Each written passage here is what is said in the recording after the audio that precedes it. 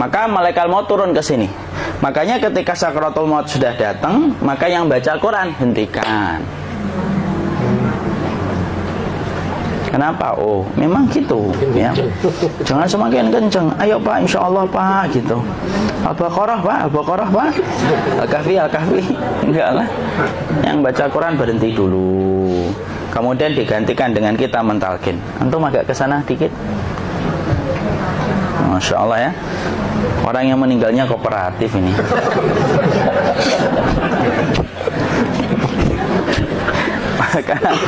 maka agak kesini ya. Maka disunahkan kita untuk mentalkinnya. Nanti ketika mentalkin jangan terlalu sering, jangan terlalu membebani.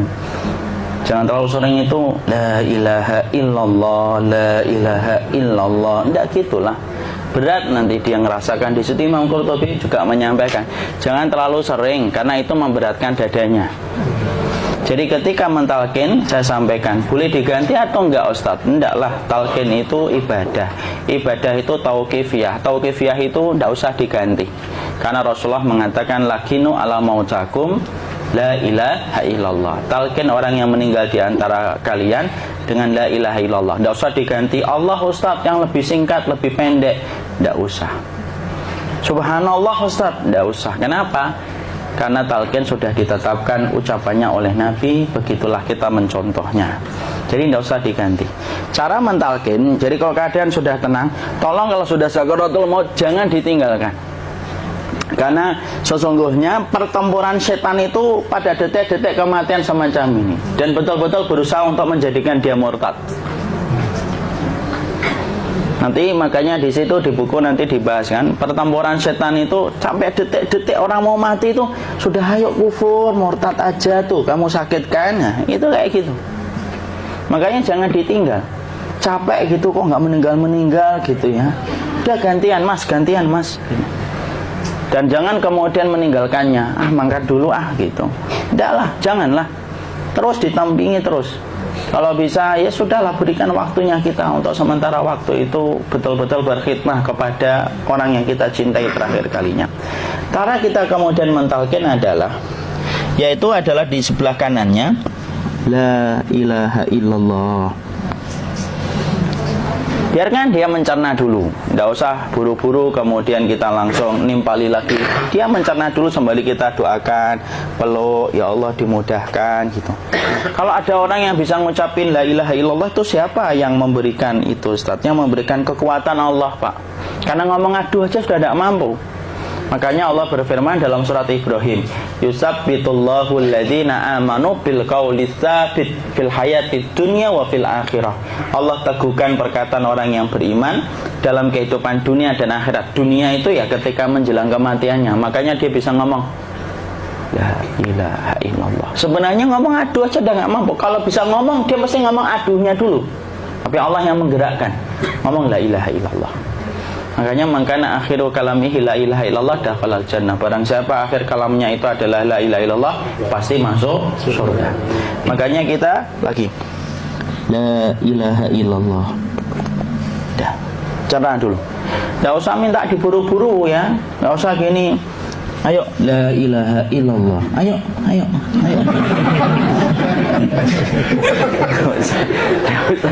Enggak usah gitu. Ya, biarkan dia pelan-pelan gitu.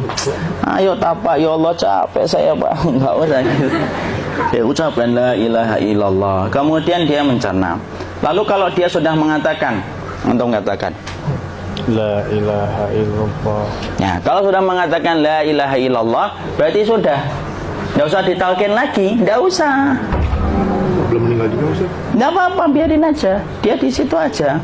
Kecuali dia ngomong lagi dan enggak usah diajak ngomong alhamdulillah ya Pak, ya Allah gitu. Terus dia jawab alhamdulillah. Ya. Itu berarti ucapan terakhirnya alhamdulillah. Atau ketika habis ditalkin la ilaha illallah, dia ngelihat air. Nah, itu berarti ucapan terakhirnya air. Talkin lagi. Nggak usah marah. Aduh Pak minta air. Mau minta air nanti aja dikubur gitu loh. Jangan gitu. Biarin aja. Jangan kemudian setelah la ilaha illallah La ilaha illallah. Terus, ayo tutup, awas ya ngomong lagi ya. Nggak usah gitu juga. Maka kemudian setelah la ilaha illallah sudah, nggak usah diajak ngomong gitu. Terus kemudian nggak usah ada anaknya perempuan, ya Allah Pak, sudah bisa ngomong la ilaha illallah, usah gitu.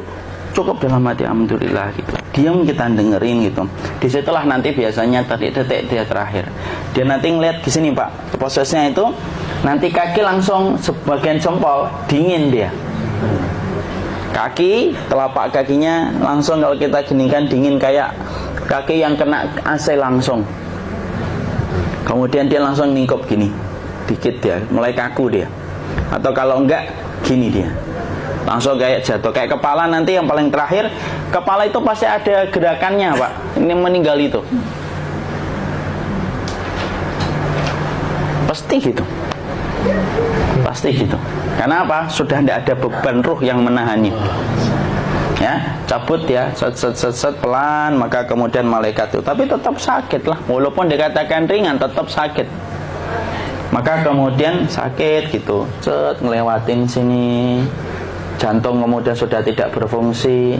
Kemudian ginjal Pak, ngelewatin ginjal tidak berfungsi. Bapak bayangkan kan, kalau yang pernah sakit batu ginjal Pak, sepakat nggak kalau kita batu ginjal itu sakitnya luar biasa Pak? Itu baru titik batu kecil di ginjal. Kita bisa bayangkan tiba-tiba ginjal tidak berfungsi, sakitnya kayak apa Pak? Tiba-tiba ginjal nggak berfungsi, pankreas naik, kemudian tek jantung. Jantung ini dia masih hidup, dia di sininya masih hidup walaupun jantungnya sudah berhenti. Naik, kemudian mata, dia ngelewatin mata. Organ tubuh yang paling setia sama ruh itu mata. Maka kemudian mata dia ngelihat dia, set, melihat set keluarnya, set naik dia. Ya, dilihat ini sama dia.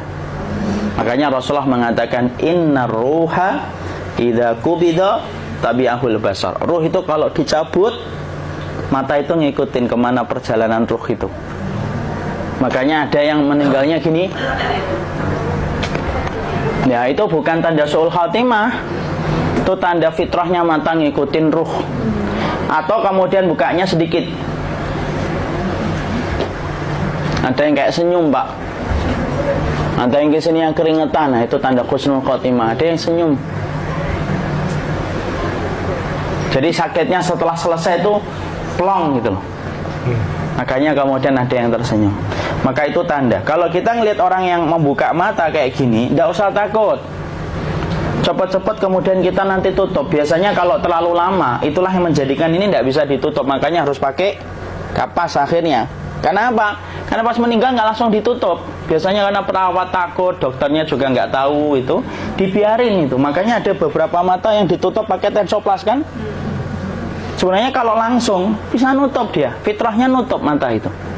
Jadi kemudian kita baca Allahumma firlahu warhamhu wa'afihi wa'fu anhu atau bismillah wassalatu wassalamu ala rasulillah, tutup. Bismillah. Tidak usah takut. Kecuali buka lagi ya, ini baru kita kabur bareng. Kalau buka lagi Pak, Insya Allah Pak, ya Allah ya kita kabur bareng-bareng Pak.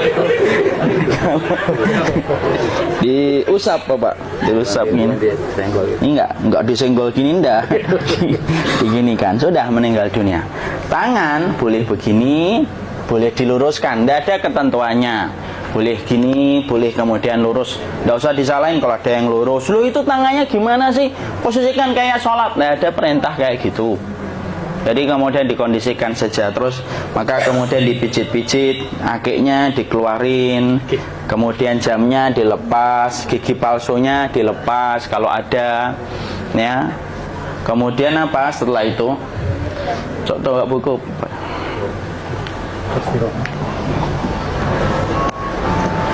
Kemudian kalau bisa awal-awal kemudian taruh buku atau sesuatu yang agak berat di perutnya ketika baru meninggal dunia. Kenapa kemudian ditaruh kayak gini? Bukan apa-apa, supaya membantu sisa-sisa pencernaan dia untuk keluar. Nanti Pak, biasanya kalau kita taruh agak yang berat gini atau kemudian kita gini-gini kan, ini udah makan belum Maki? Udah makan belum makan kok udah gede ya? Maka pencet-pencet kayak gini biasanya nanti ketika dimandikan, nah pas dimandikan diginikan saja. Aduh. Nah ini dia sudah keluar di belakang, dia gini, terus nanti keluar dia. Nah ini keluar langsung di belakangnya. Dan memperlakukan orang kalau sudah meninggal dunia itu yang lembut gitu. Kenapa? Inna kasra admil mayyiti kakasri admil hayyi. Mematahkan tulangnya ketika orang sudah meninggal dunia itu lebih dia rasakan sakit ketika mati daripada ketika masih hidup. Tuh Islam itu sampai sama orang mukmin itu kalau sudah meninggal aja sampai selembut itu.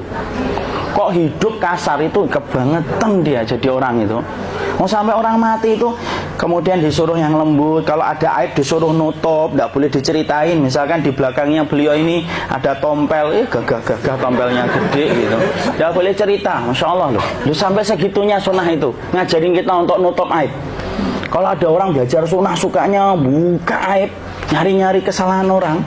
Sunnah yang mana dia pelajari itu saya bingung. Makanya kemudian gini, setelah selesai maka kemudian tutup dengan kain. Maaf ya akhi ya.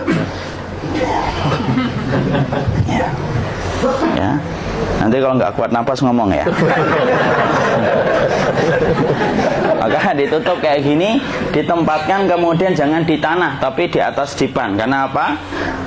Syekh Abu Malik Kamal Said Salim dalam Sahih Fikih Sunnah menyampaikan supaya tidak cepat busuk.